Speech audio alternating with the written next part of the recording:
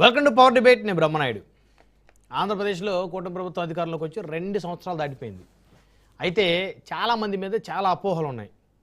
అది ఎలా అంటే గతంలో వైఎస్ఆర్సీపీ నుంచి కూటమిలోకి వచ్చిన వాళ్ళు నిజంగానే వాళ్ళు కూటమి మీద ప్రేమతో ఉన్నారా, అభిమానంతో ఉన్నారా, లేకపోతే జగన్తో సత్సంబంధాలు కొనసాగిస్తున్నారా, లేక జగన్తో గతంలో ఉన్నటువంటి అనుబంధం నేపథ్యంలో వారు ఆయన విమర్శించడానికి వెనకడుగు వేస్తున్నారని రకరకాల అపోహలు, అనుమానాలు. ఇక తాజాగా చూస్తే నిన్న మంత్రి పార్థసారథి మరి ఆయన గతంలో వైఎస్ఆర్ కాంగ్రెస్ పార్టీలో మంత్రిగా పనిచేశారు, ఇప్పుడు కూటమి ప్రభుత్వంలో ఆయన మంత్రిగా పనిచేస్తూ ఉన్నారు. తీవ్రమైన విమర్శలు చేశారు ఆయన మాజీ ముఖ్యమంత్రి వైకాపా అధినేత జగన్పై. బహుశా ఈ విమర్శ ఈ ప్రభుత్వం వచ్చిన తర్వాత ఆయన ఈ స్థాయిలో ఘాటుగా విమర్శించడం బహుశా ఇదే మొదటిసారి ఉంటుంది. జగన్ కుల మత విద్వేషాలు రెచ్చగొడుతున్నారన్నారు మంత్రి పార్థసారథి.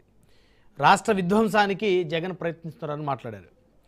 అమరావతిపై జగన్ వైఖరిలో నిలకడ లేదన్నారు. ఎస్సీల్లో విద్వేషాన్ని నింపుతున్నారన్నారు మంత్రి పార్థసారథి. ప్రభుత్వం వచ్చిన తర్వాత పార్థసారథి గారిది బహుశా ఇదే మొట్టమొదటి స్టేట్మెంట్, ఘాటైన స్టేట్మెంట్. ఈయన జగన్మోహన్ రెడ్డి గారు ముఖ్యమంత్రిగా ఉన్నప్పుడు ఆయన మంత్రివర్గంలో కూడా మంత్రిగా పనిచేశారు.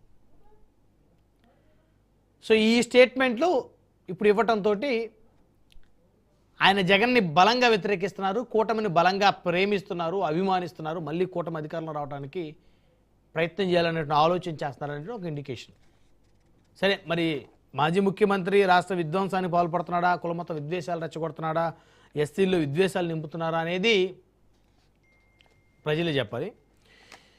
ఇక మరొక నాయకుడు ద్వారంపూడి చంద్రశేఖర్ రెడ్డి, ఈయన గురించి తెలియని వాళ్ళు లేరు ఆంధ్రప్రదేశ్లో. ఎందుకంటే కాకినాడ సిటీ ఎమ్మెల్యేగా మరి వైఎస్ఆర్ కాంగ్రెస్ పార్టీలో ముఖ్య నేతగా గోదావరి జిల్లాలో ఈయన ప్రభావం, ప్రాబల్యం అందరికీ తెలిసిందే. ఆయన మీద ఉన్న ప్రధానమైనటువంటి ఆరోపణ ఇప్పుడు ముఖ్యమంత్రి చంద్రబాబు నాయుడు గారు, ఉప ముఖ్యమంత్రి పవన్ కళ్యాణ్ గారు గతంలో ద్వారంపూడి చంద్రశేఖర్ రెడ్డి మీద మాట్లాడిన మాటలో ఆయన ఒక పెద్ద రేషన్ స్మగ్లర్ అని, మాఫియా డాన్ అని, కాకినాడ పోర్టులను అడ్డాగా చేసుకొని ఆయన సాగించే కార్యకలాపాలు అన్నీ ఇన్ని కావని గతంలో అనేక సందర్భాల్లో మాట్లాడారు. మరి ప్రభుత్వం వచ్చి 2 ఏళ్ళు అయింది. ద్వారంపూడి చంద్రశేఖర్ రెడ్డి మీద కనీసం ఎవ్వరూ కూడా ఒక కేసు పెట్టే సాహసం కూడా చేయలే. మరి నిజంగా రేషన్ స్మగ్లర్, మాఫియా డాన్ వేల కోట్లు సంపాదించాడు అని ఉంటే కనీసం ఆయన మీద 2 కేసులన్నా పెట్టాల్సిన అవసరం ఉందనేది చాలామంది కూటమి కార్యకర్తలు రగిలిపోతూ ఉన్నారు. ఇప్పుడున్న ముఖ్యమంత్రిని, ఉప ముఖ్యమంత్రి గతంలో లకారం భాషతోటి కాకినాడ నడిబొడ్డున లకారం భాషతోటి దూషించాడు బహిరంగ సభలో ద్వారంపూడి. పక్కన ఉన్నటువంటి మంత్రి, అప్పుడు ఎంపీగా ఉన్నటువంటి వంగ గీత గారు సైతం నోటి మీద వెళ్ళేసుకున్నారు ఆ భాష. అప్పటి నుంచి జనసేనకి ద్వారంపూడికి ఒక ఆధిపత్య పోరు అంటాం కన్నా ఒక యుద్ధం, బహిరంగ యుద్ధమే. జన సైనికులందరూ ద్వారంపూడిని ఎంతో చూస్తూ ఉంటాం, ఈయనేమో నా మీదకి ఇక్కడికి వచ్చి ఎవడన్నా వస్తే తిరిగి వెళ్ళడంటాం. అలాగని కొంతమంది వెళ్ళారు అక్కడికి నిరసన తెలియజేయడానికి, శాంతియుత నిరసన పేరుతోటి కొంతమంది జన సైనికులు, వీర మహిళలు. ఇప్పుడు వాళ్ళు కొంతమంది వివిధ పదవుల్లో ఉన్నారు, బోర్డు డైరెక్టర్లుగా ఉన్నారు. నిరసన కోసం వెళ్తే చొక్కాలు చింపి మరీ రాళ్లతోటి, కర్రలతోటి ద్వారంపూడి వాళ్ళందరినీ కొట్టించాడు అనేది వాళ్ళు చేసినటువంటి ఆరోపణే.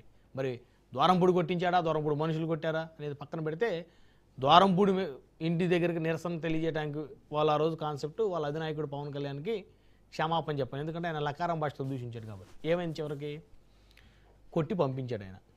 ఆ తర్వాత సోషల్ మీడియా మొత్తం జనసేన వాళ్ళు ద్వారంపూడిని ఎంతో తెలుస్తాం, మా ప్రభుత్వం వస్తుంది, మా పవన్ కళ్యాణ్ గారు కూడా అధికారంలోకి రాబోతున్నారు, మా చంద్రబాబు నాయుడు గారు అధికారంలోకి రాబోతున్నారు, నీ ఎంతో తేలుస్తాం, నువ్వు అసలు ఈ రాష్ట్రంలో ఎట్ట తిరుగుతావో చూస్తాం, నిన్ను అసలు బయటికి రానివ్వం, నీ మీద కేసులు పెడతాం, నిన్ను లోపలేస్తాం. ఏమైంది, చివరికి ద్వారంపూడి 2 సంవత్సరాలు అయింది.